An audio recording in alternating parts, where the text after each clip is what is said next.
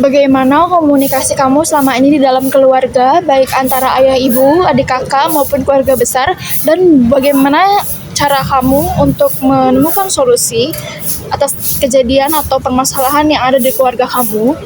Komunikasi dalam keluarga saya cukup bervariasi.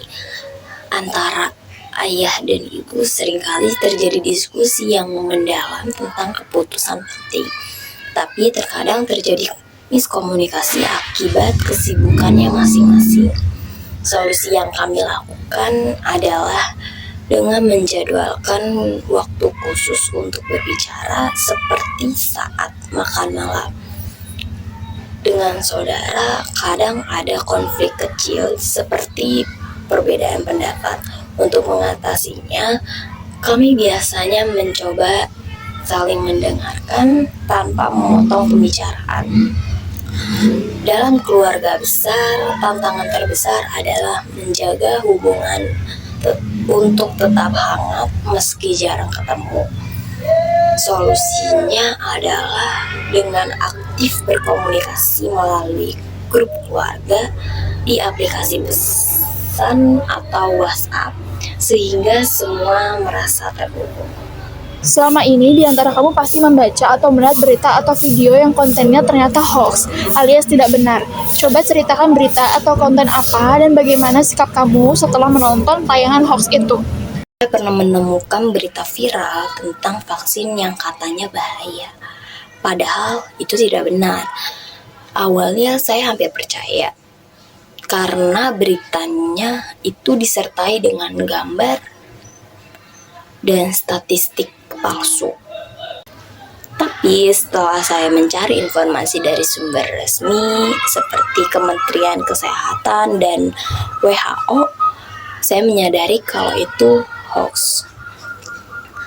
Nah, sikap saya setelah itu adalah lebih kritis terhadap informasi yang saya terima, dan saya juga mengedukasi teman-teman serta keluarga untuk selalu memeriksa fakta sebelum menyebarkan berita.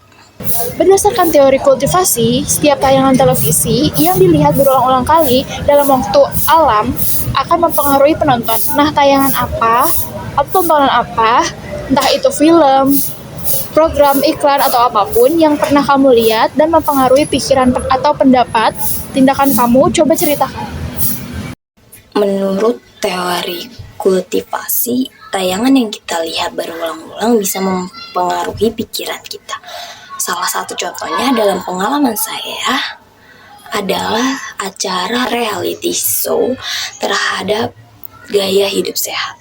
Setelah menontonnya, saya jadi termotivasi untuk berolahraga secara rutin dan makan makanan yang sehat.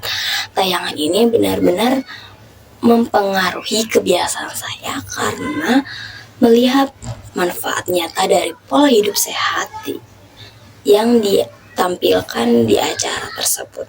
Ini membuktikan bahwa tontonan yang positif bisa memberikan dampak besar bagi kita.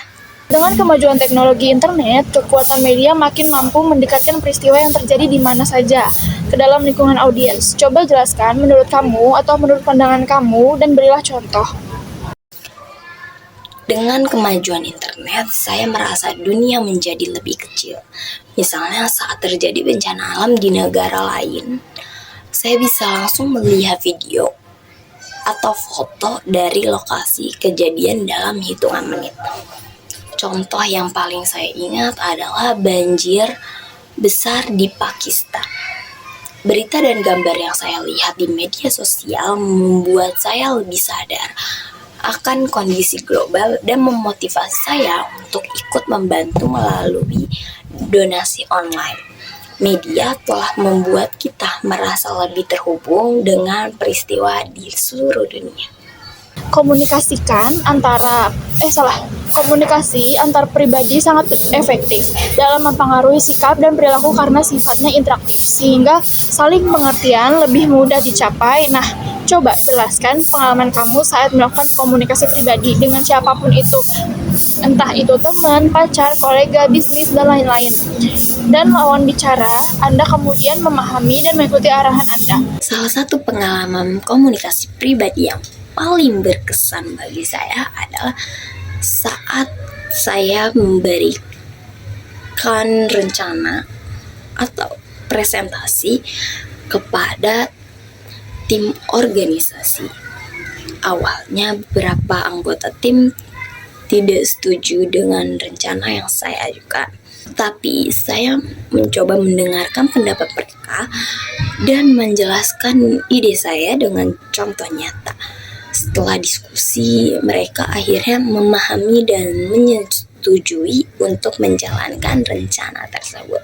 Pengalaman ini mengajarkan saya bahwa komunikasi yang efektif membutuhkan kesabaran, kemampuan mendengarkan, dan cara penyampaian yang jelas.